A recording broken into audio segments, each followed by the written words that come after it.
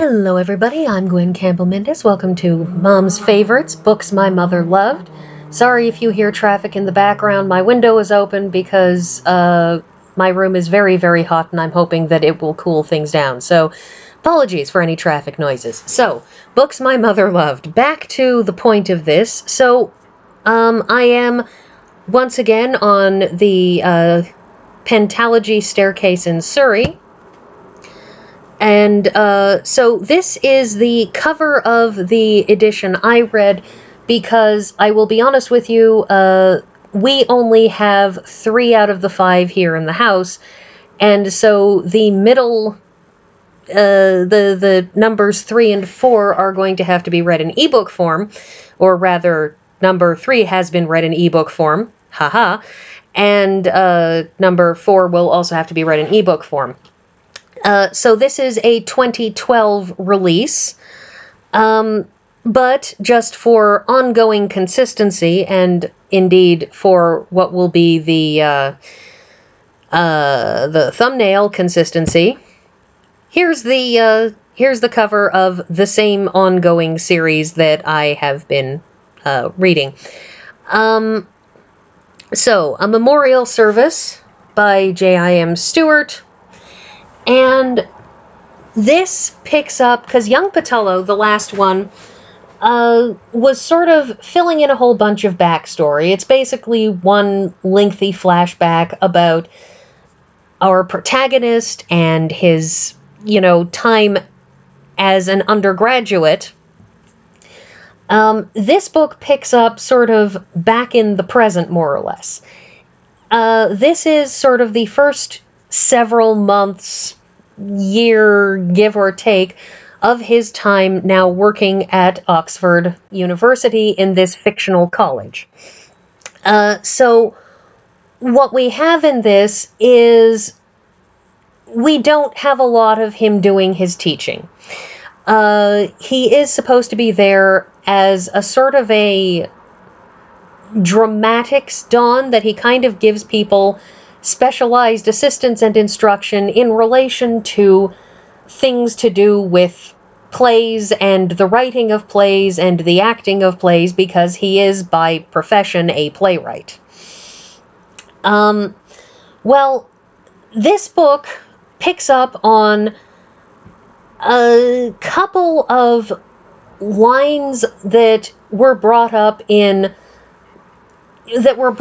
the first book, and oddly enough, one that was brought up in the second book. I mean, not so odd, it's a series, so there should be lines of continuity during it, but in the first book, there is a young man, Paul Lesby, who committed suicide. Basically,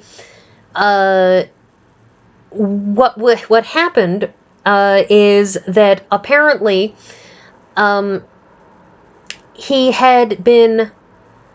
there had been a bet with him and one of the other students, Evo Mumford, who we will come back to momentarily, and he on a bet gate crashed a particular popular event that he shouldn't have gate crashed because he was a first-year undergrad, and this was for, the seniors and graduating class level. But he gate crashed it, but was so nervous that he had a terrible, terrible time and didn't get any sleep that night, and the next day completely flunked out on his exams. And following that, this flunking out on the exams put him at risk, or at least he felt it put him at risk of being booted from the university. And between all of the stress and lack of sleep and everything else, he went home, saw his mother, and then committed suicide.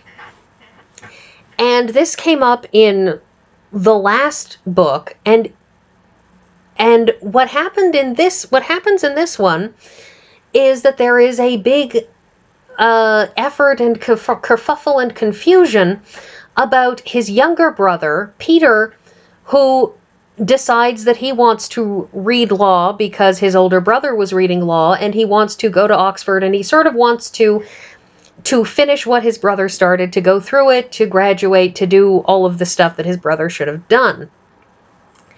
And so that's one line of things that goes on in this. The second line has to do with Evo Mumford. Remember Evo? Well, he comes up in that first book that Tony Mumford, who is also Lord Marchpane, who is also a very, very good friend of Duncan Patello's from way back in the day, Evo Mumford is the guy who caused Paul, who in effect caused Paul to commit suicide, or at least arguably. However, he is also flunking all of his courses because he is not academically inclined, not even a little, and on top of not being academically inclined, not even a little, he's not interested. Like, there are some people who are going to try anyways. He's not going to try to begin with because he doesn't care. He's just there because his father and grandfather sort of feel that he ought to be rather than because he really should be. And so there winds up being a sort of a complication because his father is a member of parliament, is in the cabinet.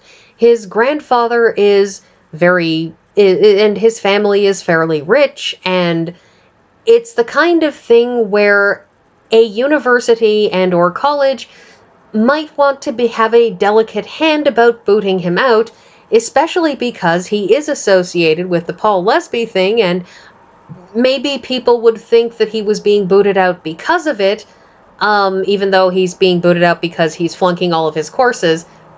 But they don't want people to think that he's being booted out because of, the Lesby thing, because while what he did setting that guy up to be hideously embarrassed wasn't nice, you can't punish somebody if they're not being very nice, accidentally trips something causing a person to commit suicide.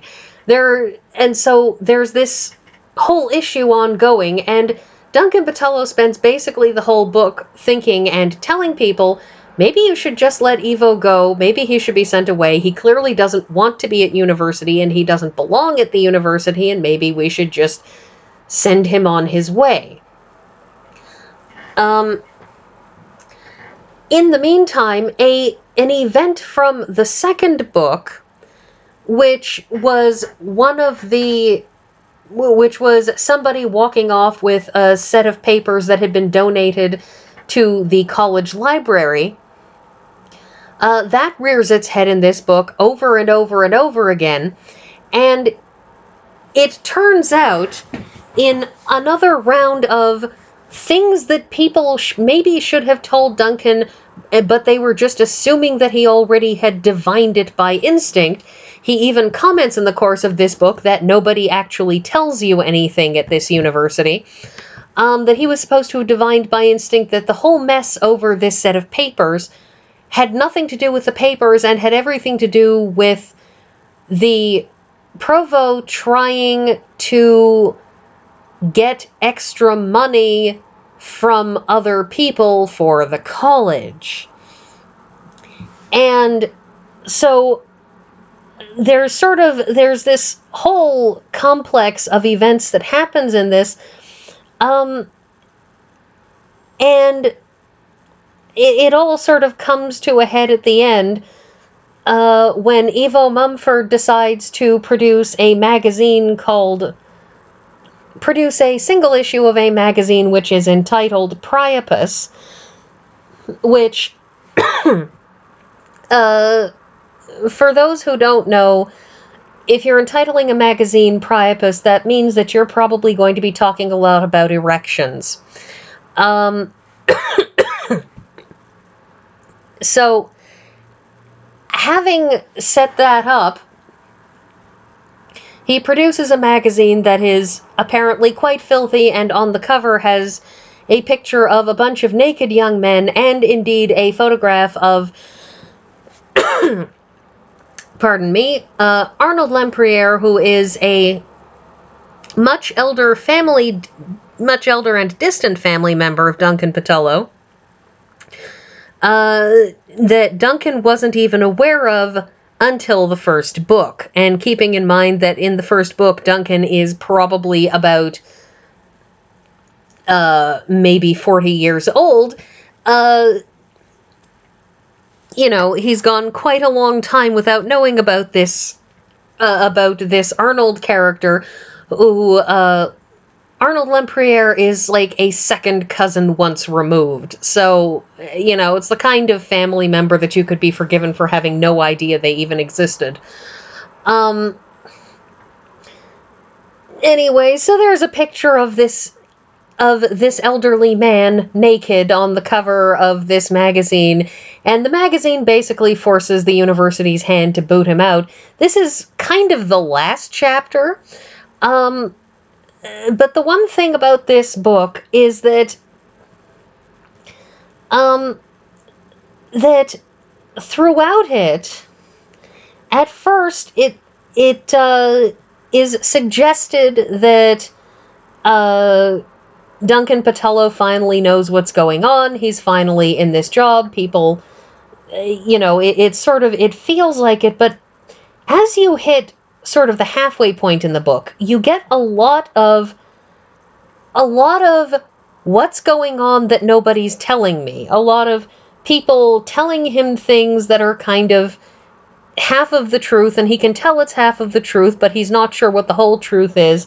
And a distant family member, Fiona, who is being kind of sarcastic and sardonic and acting like they're being set up by Duncan's old girlfriend, Janet, but she's being so sarcastic and sardonic, it's possibly not that, but maybe it is. And so there's a lot in this book that boils right back down to his statement that nobody at Oxford tells anyone anything. Now, since J.I.M. Stewart was actually a don at Oxford, one wonders, to an extent, whether this is, in fact, a genuine truism that he feels, that he has gone through many, many years at Oxford and still feels like nobody tells him anything. Because, honestly, I wouldn't be surprised. Just based on how the universe works and based on the kinds of assumptions that we all make about other people and what other people know or ought to know. In any event, the thing about this is that my father has said that there are a lot of literary references in this that I'm going to miss, and I don't doubt him, because, of course, I'm not really all that literary. I read lots and lots of dime store paperback novel type stuff. So I'm probably missing a lot, and of course, I don't have any significant Latin. I probably should have developed significant Latin, but I didn't, and so that is also kind of a problem in this. So this is fine. It's eminently amusing, but I suspect that my father is right in that you probably need a much broader base of having read the classics, of having read those sort of top 100 great literary works that everybody should have read, and things of that nature. I fear that may be necessary to really, really get the most out of this series. I don't find it a difficult read, but people with a more limited vocabulary or even less great literature than I have should really probably give this a miss. So I think that's all that I have to say on this one, and I will see you all next week.